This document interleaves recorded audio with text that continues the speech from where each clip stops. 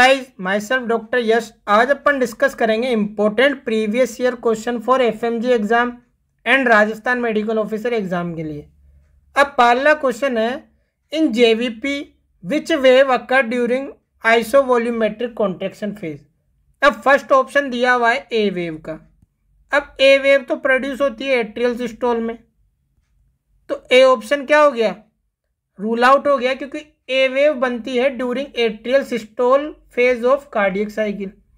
अब आता है बी ऑप्शन। बी ऑप्शन क्या दिया हुआ है, सी वेव। सी वेव कब बनती है, during isovolumetric contraction phase of cardiac cycle. ये किस वजह से बनती है, due to bulging of tricuspid valve into the right atrium. Due to the bulging of tricuspid valve into the right atrium. कौन सी फेज ऑफ कार्डियक साइकिल में, isovolumetric contraction phase of cardiac cycle के अंदर।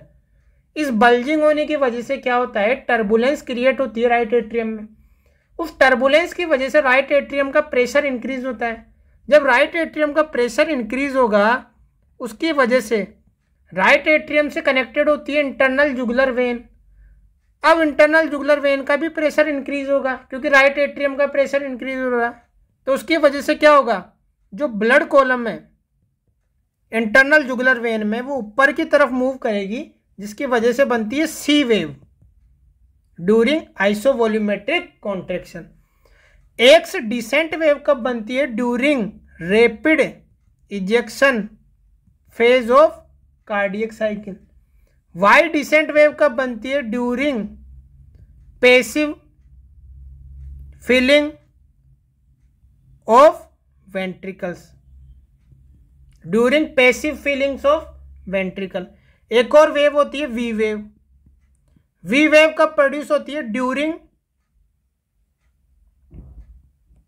During ventricular systole when atrial filling occur. Ventricular systole phase के अंदर we wave form होती है। कब होती है, जब एट्रिया की फिलिंग हो रही होती है, एट्रियल फिलिंग फेज के अंदर। तो इसका आंसर हो गया सी वेव, बी ऑप्शन। अब सेकंड क्वेश्चन देखते हैं। अब सेकंड क्वेश्चन क्या है, which hypothyroid drug is safer during first trimester of pregnancy. अब ये भी इंपॉर्टेंट क्वेश्चन है, ये भी कई बार आया हुआ क्वेश्चन है। ड्यूरिंग फर्स्ट ट्राइमेस्टर में कौन सी हाइपरथायरॉइड ड्रग का यूज करते हैं अपन, तो इसका आंसर होगा प्रोपाइल थाइयूरेसिल, PTU। क्योंकि जो मेथिमाजोल और कार्बिमाजोल है, उसके क्या होते हैं, फर्स्ट ट्राइमेस्टर के अंदर वो क्या कर सकती है, कंजेनाइटल मालफॉर्मेशन कर सकती है, जैसे एप्लाजिया क्यूटिस। एप्लाजिया क्यूटिस जैसी कंजेनाइटल मालफॉर्मेशन कर सकती है। प्रोपाइल थाइयूरेसिल यूज करते हैं इसलिए, क्योंकि मेथिमाजोल कार्बामाजोल क्या कर सकती है, कंजेनाइटल मालफॉर्मेशन कर सकती है, जिसको बोलते हैं एप्लाजिया क्यूटिस। लेकिन फर्स्ट ट्राइमेस्टर खत्म होने के बाद कौन सी ड्रग यूज करते हैं अपन, after first trimester we use मेथिमाजोल।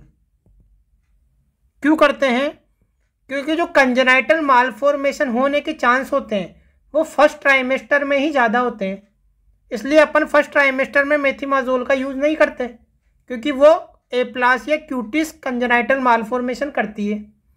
लेकिन सेकंड ट्राइमेस्टर में कंजेनाइटल मालफॉर्मेशन नहीं होता, क्योंकि ऑर्गेनोजेनेसिस लगभग ख़त्म हो जाती है फर्स्ट ट्राइमेस्टर के बाद।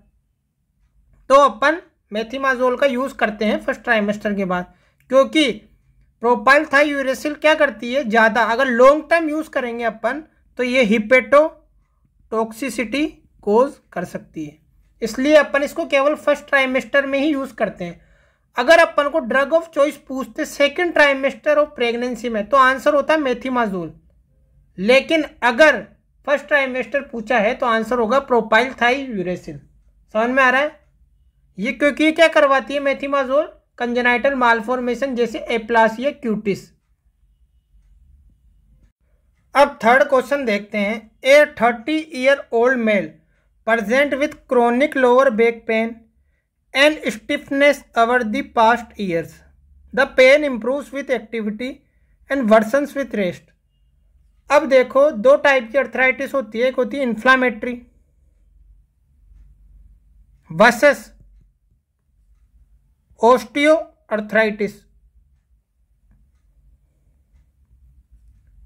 अब इन्फ्लामेटरी अर्थराइटिस में क्या होता है, जो पेन है वो रिड्यूस होता है आफ्टर एक्टिविटी। जब अपन कोई भी फिजिकल एक्टिविटी करेंगे तो पेन क्या होगा, डिक्रीज होगा।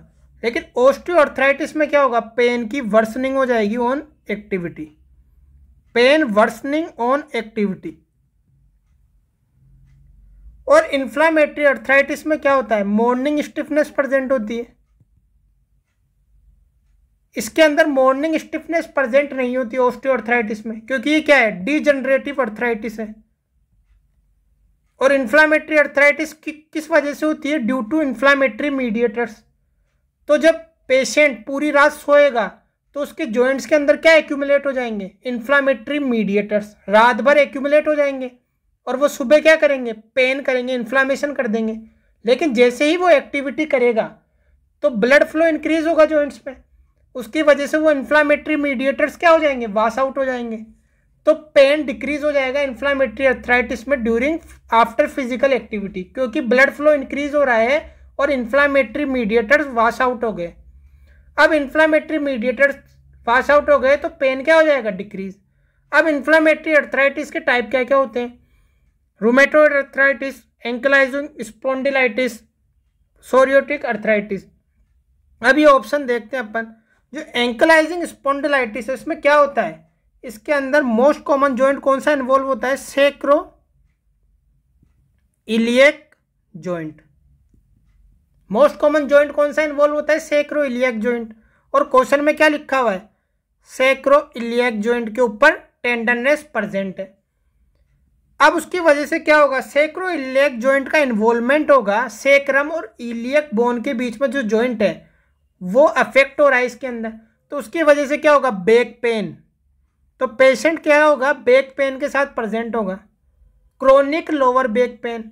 और स्टिफनेस प्रेजेंट होगी जिसको बोलते हैं मॉर्निंग स्टिफनेस, क्योंकि एंकलाइजिंग स्पॉन्डिलाइटिस इन्फ्लामेटरी अर्थराइटिस का टाइप है। और एंकलाइजिंग स्पॉन्डिलाइटिस में क्या होता है, मोस्ट कॉमन कौन इन्वॉल्व होता है, male more than female. Male की इन्वॉल्वमेंट ज़्यादा होती है और क्वेश्चन में क्या दिया हुआ है, male. The pain improves with activity, तो ये इन्फ्लामेटरी अर्थराइटिस का टाइप है, तो पेन क्या होगा, डिक्रीज होगा एक्टिविटी के साथ। जितनी भी इन्फ्लामेटरी अर्थराइटिस होती है उनका जो पेन है वो डिक्रीज होगा आफ्टर फिजिकल एक्टिविटी। और जब वो रेस्ट करेंगे, जब वो सो जाएंगे तो पेन क्या हो जाएगा, वर्सन हो जाएगा। क्यों हो जाएगा, due to accumulation of inflammatory mediators. अब एंकलाइजिंग स्पॉन्डिलाइटिस के अंदर और क्या क्या चीजें प्रेजेंट होती है, एंटीरियर यूवियाइटिस। 70% केसेस के अंदर क्या प्रेजेंट होगा, preceded by anterior uveitis. Preceded by anterior uveitis का मतलब क्या है कि पेशेंट को मोस्ट ऑफ द केसेस में क्या होगा, पहले एंटीरियर यूवियाइटिस होगा, बाद के अंदर किसकी इन्वॉल्वमेंट होगी, बैक पेन की इन्वॉल्वमेंट होगी, बैक स्टिफनेस प्रेजेंट होगी, बाद में होंगे ये सब चीज। लेकिन 70% केस में क्या होगा, पहले एंटीरियर यूवियाइटिस होगा। तो क्वेश्चन में ये भी लिखा हुआ है, ही रिपोर्ट्स ओकेजनल आई पेन, रेडनेस। तो ये सब चीजें किसकी तरफ जा रही है, एंकलाइजिंग स्पॉन्डिलाइटिस के तरफ जा रही है। जो रूमेटॉइड अर्थराइटिस होता है उसके अंदर कौन से जॉइंट इन्वॉल्व होते हैं, पीआईपी, साथ में एमसीपी जॉइंट। बैक बहुत कॉमनली इन्वॉल्व नहीं होता, रूमेटॉइड अर्थराइटिस में बैक बहुत कॉमनली इन्वॉल्व नहीं होता। सोरियोटिक अर्थराइटिस के अंदर स्किन लीजन प्रेजेंट होते, समझ में आ रहा है। तो ये सब चीजें किसकी तरफ जा रही है, एंकलाइजिंग स्पॉन्डिलाइटिस की तरफ। इसलिए इसका आंसर क्या होगा, आंसर होगा B, ankylosing spondylitis, option B. Ankylosing spondylitis का जेनेटिक प्रीडिस्पोजिशन क्या होता है, HLB B27 पॉजिटिव। इसके अंदर स्पाइन का इन्वॉल्वमेंट होता है, सेक्रो इलियक जॉइंट। उसके अंदर एक टिपिकल फाइंडिंग मिलती है अपन को, बेम्बो स्पाइन एंकलाइजिंग स्पॉन्डिलाइटिस में। समझ में आ रहा है। और जो सोरियाटिक अर्थराइटिस उसमें डिस्टल इंटरफेरेंजियल जॉइंट इन्वॉल्व होता है। रूमेटॉइड अर्थराइटिस में पीआईपी और एमसीपी। डीआईपी का इन्वॉल्वमेंट लास्ट स्टेजेस में होता है, लेट इन्वॉल्वमेंट डीआईपी का। और सोरियाटिक अर्थराइटिस में स्किन लीजन प्रेजेंट होंगे जो कि क्वेश्चन में लिखे हुए नहीं है। समझ में आ रहा है। चौथा क्वेश्चन देखते हैं। अब एक और क्वेश्चन देखते हैं। A child come with hypertension, hypokalaemia and alkalosis, what is the diagnosis? इसका आंसर होगा option B, Liddle syndrome. Liddle syndrome में क्या होता है, ये ऑटोसोमल डोमिनेंट कंडीशन है। इसके अंदर क्या होता है, gain of function of epithelial sodium channel, इसको बोलते हैं इनेक चैनल, जिसकी वजह से क्या होगा, इनेक चैनल ज़्यादा काम करेगी, जिसकी वजह से सोडियम, सोल्ट और वाटर का क्या होगा, रीएब्जॉर्प्शन, और पोटेशियम और हाइड्रोजन का क्या होगा, एक्सक्रीशन। तो क्या करेगा, hypokalemia,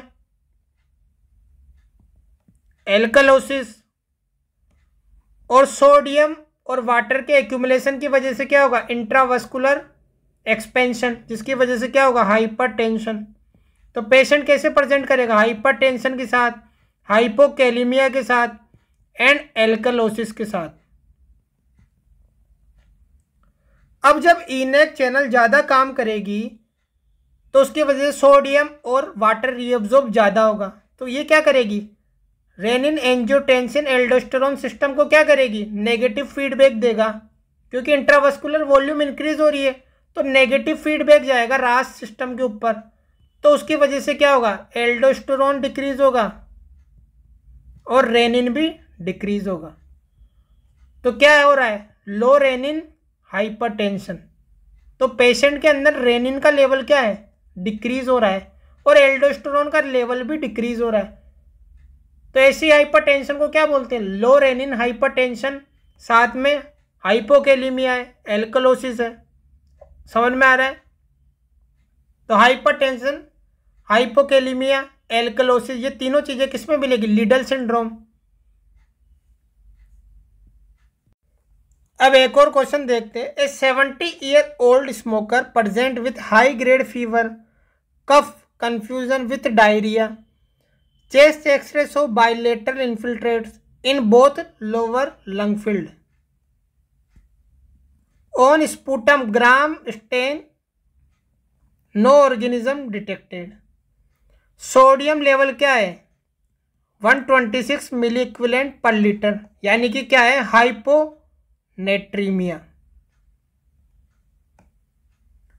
which of the following organism is responsible. तो कभी भी क्वेश्चन निमोनिया का है, निमोनिया का क्वेश्चन हो, ये क्वेश्चन किसका है, निमोनिया का है, क्योंकि हाई ग्रेड फीवर लिखा हुआ है, साथ में कफ प्रेजेंट है, कंफ्यूजन में है पेशेंट, चेस्ट एक्सरे क्या है, बायलेटरल लोअर लंग इन्फिल्ट्रेट। अगर निमोनिया के क्वेश्चन के अंदर साथ में इलेक्ट्रोलाइट इम्बैलेंस लिखा हुआ हो, इलेक्ट्रोलाइट इम्बैलेंस का मतलब क्या है, हाइपोनेट्रीमिया।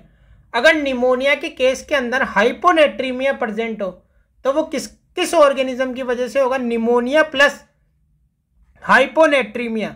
ये किस वजह से हो रहा है, SIADH की वजह से। तो कौन सा ऑर्गेनिज्म है जो SIADH कराता है, ये है लियोगियोनेला।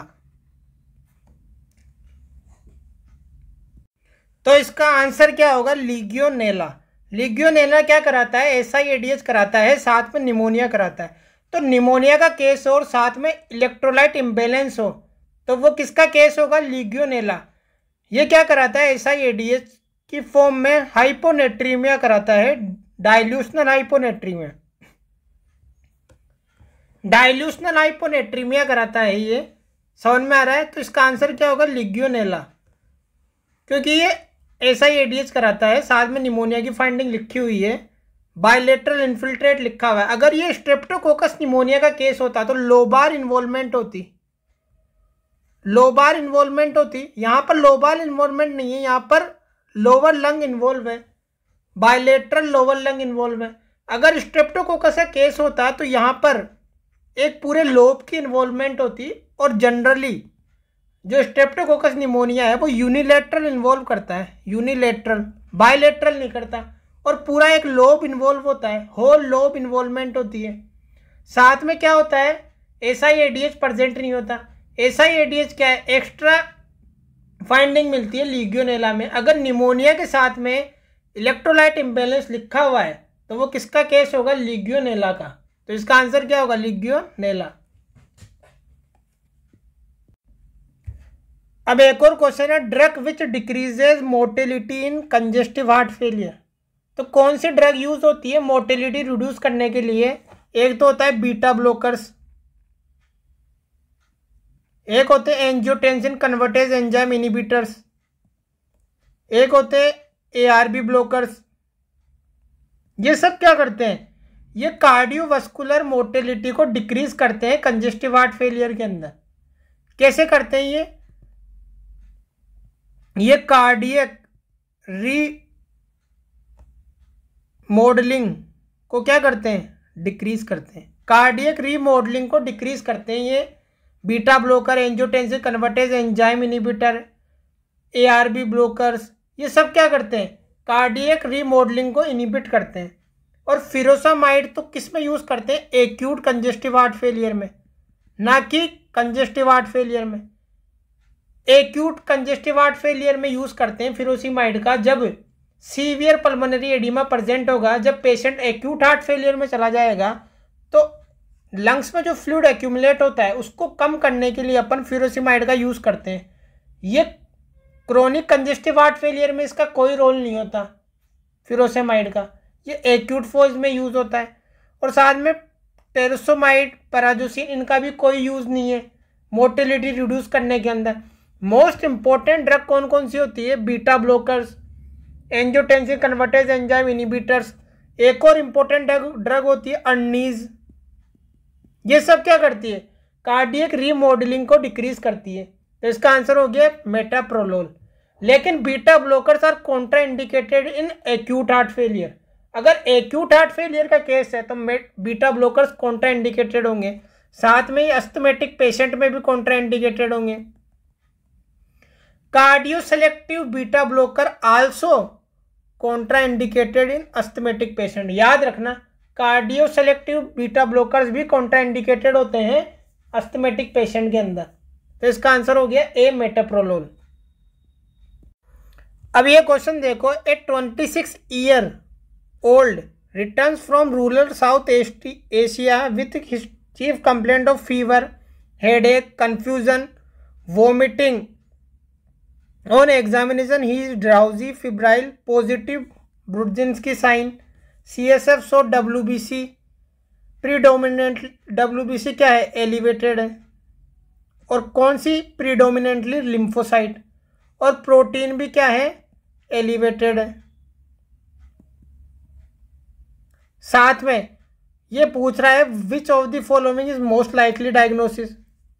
अब देखो, जब भी क्वेश्चन दिया हुआ हो फीवर प्लस नेक स्टिफनेस का और हेडेक का, तो आपका दिमाग किस तरफ जाना चाहिए, मेनिंजाइटिस।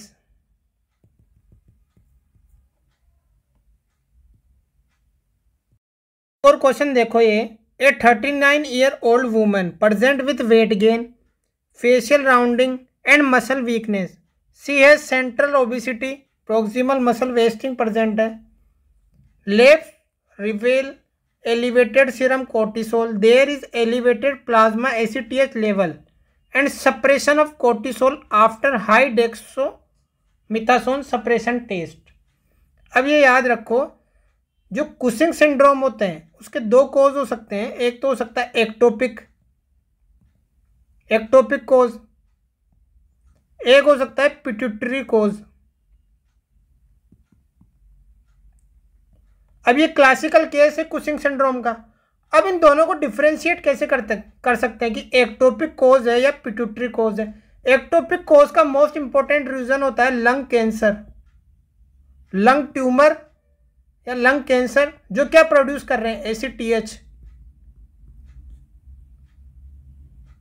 तो इन दोनों को डिफरेंशिएट करते हैं कुशिंग सिंड्रोम के दोनों टाइप को by high dose dexamethasone suppression test. अगर अपन पेशेंट को हाई डोज डेक्सामिथासोन का इंजेक्शन देंगे, अगर उसके बाद भी कोर्टिसोल का लेवल डिक्रीज नहीं होगा, अगर उसके बाद भी कोर्टिसोल का लेवल डिक्रीज नहीं हो रहा हाई डोज डेक्सामिथासोन इंजेक्शन देने के बाद भी, तो इसका मतलब वो कोज क्या है, एक्टोपिक है, एक्टोपिक कोज है, जिसके कारण क्या हो सकता है, लंग कैंसर हो सकता है इसका कारण। लेकिन आपने हाई डोज डेक्सामिथासोन इंजेक्शन दिया पेशेंट को, उसके बाद कोर्टिसोल लेवल चेक किए तो वो क्या हो रहे हैं, डिक्रीज हो रहे हैं। तो इसका मतलब कोज कहाँ पे है कुशिंग सिंड्रोम का, पिट्यूटरी के अंदर, पिट्यूटरी कोज है। तो क्वेश्चन में क्या लिखा हुआ है, there is elevated ACTH level और साथ में suppression of cortisol after high dexamethasone suppression test. तो अगर सप्रेशन हो जाए हाई डेक्सामिथासोन टेस्ट के बाद तो वो कोज क्या होगा, पिट्यूटरी। अगर सप्रेशन नहीं होगा कोर्टिसोल लेवल का after high dexamethasone suppression test, इसका मतलब वो कोज क्या है, एक्टोपिक कोज है। जैसे कि लंग ट्यूमर हो गया जो कि सीक्रेट कर रहा है एसीटीएच, इसलिए इसका आंसर क्या होगा, इसका आंसर होगा B, ACTH secreting pituitary adenoma. समझ में आ रहा है। अब एक और देखो, what is the most likely diagnosis based on this clinical sign. अब ये किसका केस है, ये क्लासिकल केस है कोलीज फ्रैक्चर का।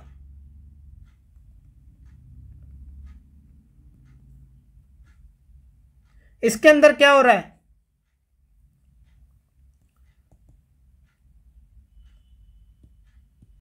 इसके अंदर क्या हो रहा है, posterior dislocation of distal part, fracture है यहाँ पर। और ये जो पोस्टीरियर डिसलोकेशन हो रहा है किसका, डिस्टल पार्ट का, पोस्टीरियर साइड में। साथ में क्या होगा, लेटरल डेविएशन। तो कैसा फाइंडिंग मिलेगी, posterior dislocation plus lateral deviation of distal fragments. अब इसको इमेज से समझेंगे अपन। सी आंसर हो गया कोलीज फ्रैक्चर। इमेज से समझाता हूं इसको। ये देखो, ये तो हो गया डोर्सल यानी कि पोस्टीरियर पार्ट ऑफ हैंड, ये हो गया पामर सरफेस। अब क्या होगा, ये फ्रैक्चर होता कब है, जब अपन आउटस्ट्रेच हैंड से फॉल करते हैं, fall on outstretch hand. Scene किस में होता है, ये मोस्टली पोस्ट मिनोपॉजल वुमेन में। जैसे ही फॉल करोगे तो फ्रैक्चर होगा। अब इस कोलीज फ्रैक्चर में क्या होगा, जो ये डिस्टल फ्रेगमेंट है ये पोस्टीरियरली मूव करेगा, यानी कि डोर्सम ऑफ हैंड की तरफ, इसको बोलेंगे पोस्टीरियर या dorsal side of hand. Palm dorsal side पे मूव करेगा डिस्टल फ्रेगमेंट फ्रैक्चर होने के बाद। ये देखो पोस्टीरियर साइड में मूव कर रहा है, डोर्सल डिस्प्लेसमेंट हो रहा है। साथ में लेटरल मूव करेगा, लेटरल डिस्प्लेसमेंट। तो एपी व्यू में क्या दिखेगा आपको, कोलीज फ्रैक्चर में एपी व्यू में दिखेगा लेटरल डिस्प्लेसमेंट, और लेटरल व्यू में क्या दिखेगा, पोस्टीरियर डिस्प्लेसमेंट। तो कोलीज फ्रैक्चर के अंदर क्या दिखेगा, पोस्टीरियर डिसलोकेशन या डोर्सल डिस्प्लेसमेंट दिखेगी लेटरल व्यू में, और एपी व्यू में क्या दिखेगा, लेटरल डिस्प्लेसमेंट। और क्लासिकल फाइंडिंग मिलेगी फोर्क की, फोक फाइंडिंग मिलेगी। ये देखो फोक की जैसे हो गया एंड, फोक की जैसे हो गया एंड, क्योंकि डोर्सम की तरफ मूव कर रहा है डिस्टल फ्रेगमेंट फ्रैक्चर होने के बाद डोर्सल साइड में। तो ये क्लासिकल फोर्क डिफॉर्मिटी बोलते हैं इसको, फोर्क डिफॉर्मिटी। ये किसमें मिलती है, कोलीज फ्रैक्चर के अंदर।